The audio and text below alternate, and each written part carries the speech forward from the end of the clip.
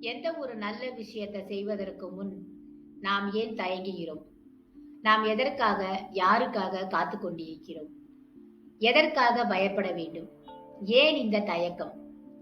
ஏன் இந்த காலம் கடத்துதல்? ஒண்ணு தெரிஞ்சுக்கோங்க. இந்த உலகத்துல பெர்ஃபெக்ட் அப்படின்னு ஒண்ணு கிடையவே கிடையாது.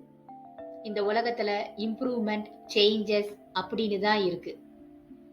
யாரு தான் இந்த உலகத்துல பெர்ஃபெக்ட்? சொல்லுங்க பார்க்கலாம். இயற்கைய பாருங்க. அதுல எது பெர்ஃபெக்ட்டா இருக்கு? இயற்கையில இருக்கிற ஒவ்வொரு பொருளும் ஒவ்வொரு மாதிரி தானே இருக்கு. அதனால தான் இயற்கை ரொம்ப அழகா இருக்கு. அதே மாதிரி தாங்க நாமளும். இயற்கையின் ஒரு பகுதி தானே. நமக்குன்னு ஒரு யூனிக்னஸ் இருக்குது. நம்மள மாதிரி இன்னொருவர் கிடையாது. நமக்குன்னு ஒரு தனித்துவம் இருக்கு.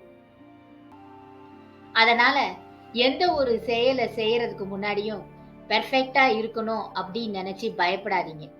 பெர்ஃபெக்ட் டைமிங்காக வெயிட் பண்ணாம உடனே அந்த செயலை செய்ய ஆரம்பிங்க. அந்த வேலையை செய்ய ஆரம்பிச்சா நமக்கு தைரியம் வரும். தைரியம் வந்தா ஆட்டோமேட்டிக்கா செல்ஃப் கான்ஃபிடன்ஸ் அதிகமாகும்.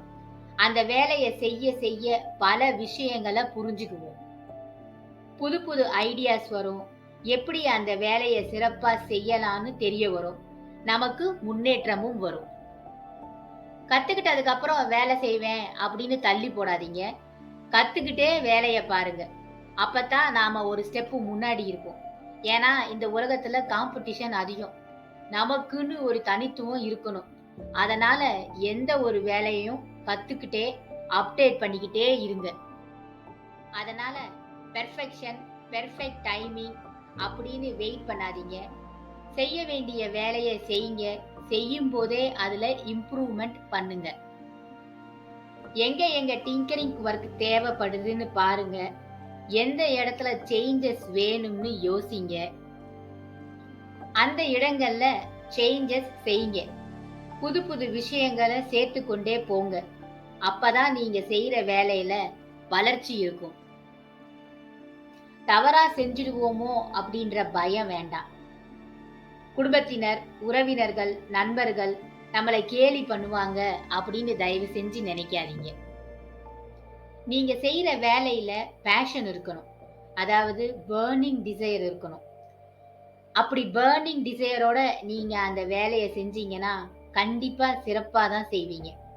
அந்த பர்னிங் டிசையர் கூடவே பொறுமையும் மற்றும் விடாமுயற்சியும் இருக்க வேண்டும்.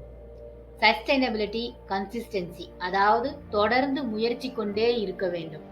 எந்த ஒரு பயணத்திற்கும் ஃபர்ஸ்ட் ஸ்டெப் தாங்க ரொம்ப முக்கியம். A journey starts with the first step. அதன் பிறகு செகண்ட், தேர்டு, ஃபோர்த்துன்னு போய்கிட்டே இருக்கும். நம்மளும் நம்ம டார்கெட்டை ரீச் பண்ணிடுவோம். சக்சஸும் ஆயிடுவோம்.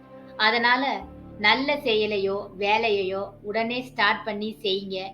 வெற்றி பெறுங்க. ஜெயம் நமக்கு நிச்சயம்.